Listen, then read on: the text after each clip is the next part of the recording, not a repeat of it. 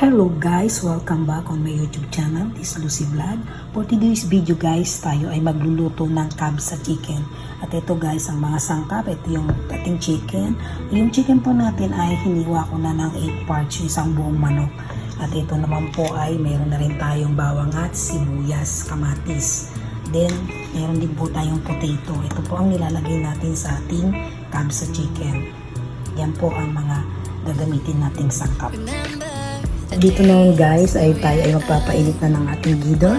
Ilagyan na natin ng mantika para uminit na tayo ay magigisa. Ito naman guys yung mga ating pampalasa o pantanggal ng lansa ng manok. Ito yung mga herbs natin. Ayan, may cinnamon, ayan, may chili, may hill, and then yung ating leaves. Then may cooking cream tayo guys na ilalagay. Ilalagay rin tayo tomato sauce, paprika, bahar, and then yung ating salt. Ayan. Ayan guys, habang pinapainit natin yung ating gidor, ay hintayin natin lang tayo mag-gisa guys. Ito pala po yung ating cinnamon stick. So sama-samay natin yan pag ginigisan natin yung ating chicken. Guys, nilagay ko na po yung ating bawang at sibuyas. Ayan po, patuklayin lang, lutuin lang natin siya. Ayan, okay na po siya yung ating sibuyas. At sobrang uminit na po ang ating mantika. Kaya dito guys ay ilalagay ko na po ang ating tomato. Ito na po siya guys. Ayan. Ito po ang ating tomato guys ay ating durugin lang ulitin para mamaya.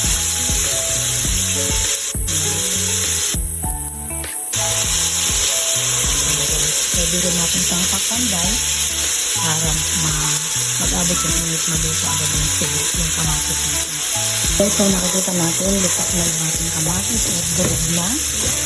Ayan, this time guys, ilagay na po natin yung ating mga chicken. Ito na po chicken natin, hugas na.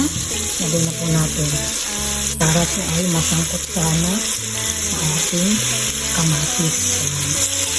Ilagay natin sa lahat guys. Ayan, 8 pieces.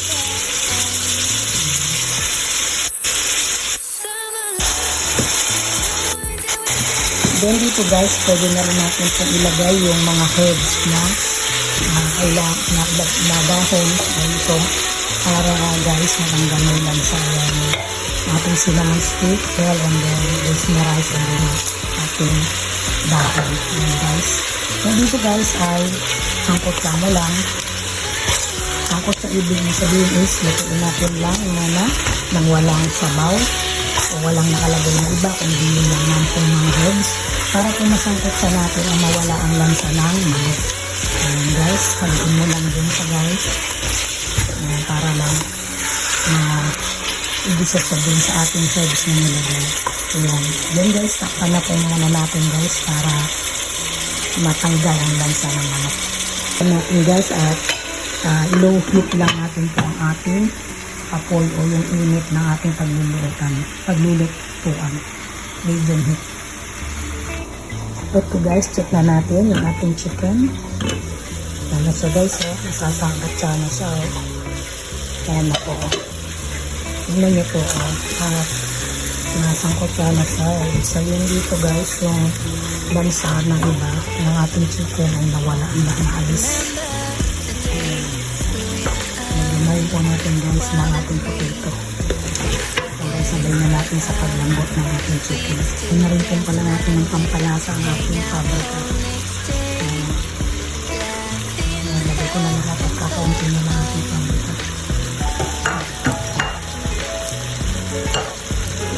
Lagay na rin po natin guys ng bahar. Ito po yung bahar.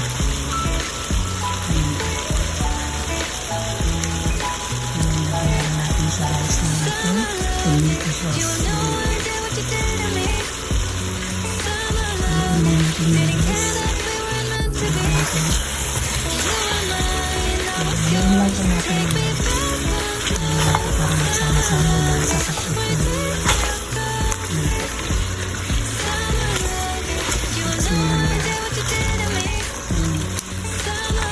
Pag minix na yung rice, kasama na natin.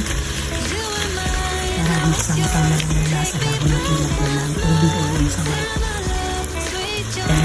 ating kansa. Marami na natin dito. Magsama-sama na yung sangkap. Ating chicken. Ngayon guys, lagyan na po natin yung ating chicken. Ito yung natutuntay. Ayan, para hindi matangka natin yung asin na ating tomato sauce at kamatis na yung natin dito. Sabihin lang din natin guys. Takpan.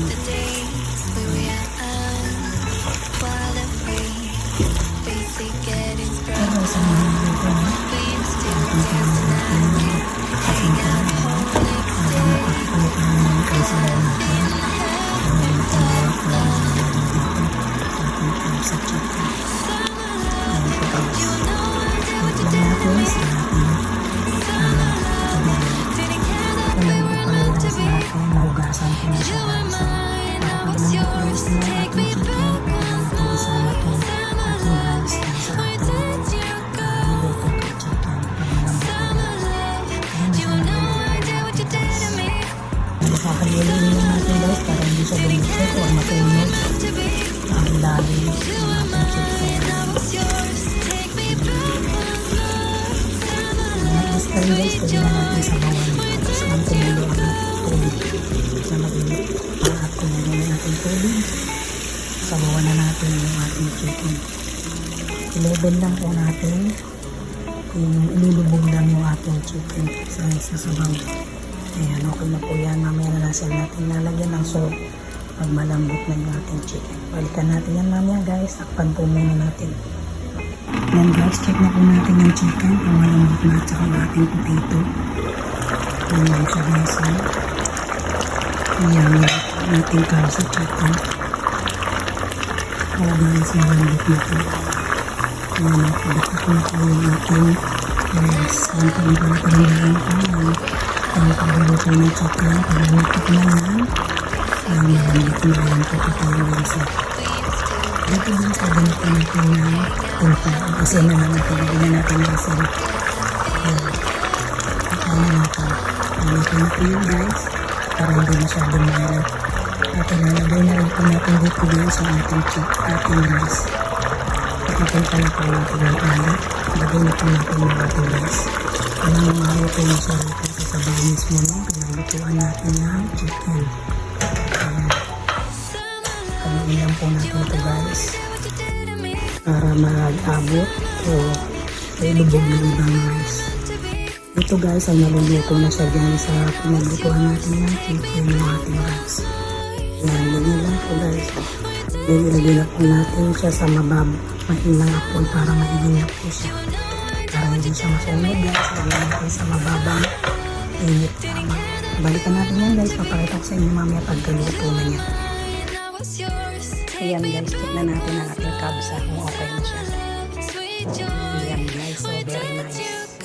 Okay na po ang ating kabsa. Inin na rin yung ating kanin, yung rice natin. Yan na. Okay na po, luto na. Yan naman po guys, kung bago ka lamang po sa aking YouTube channel, please visit po. Please like and comment and subscribe po.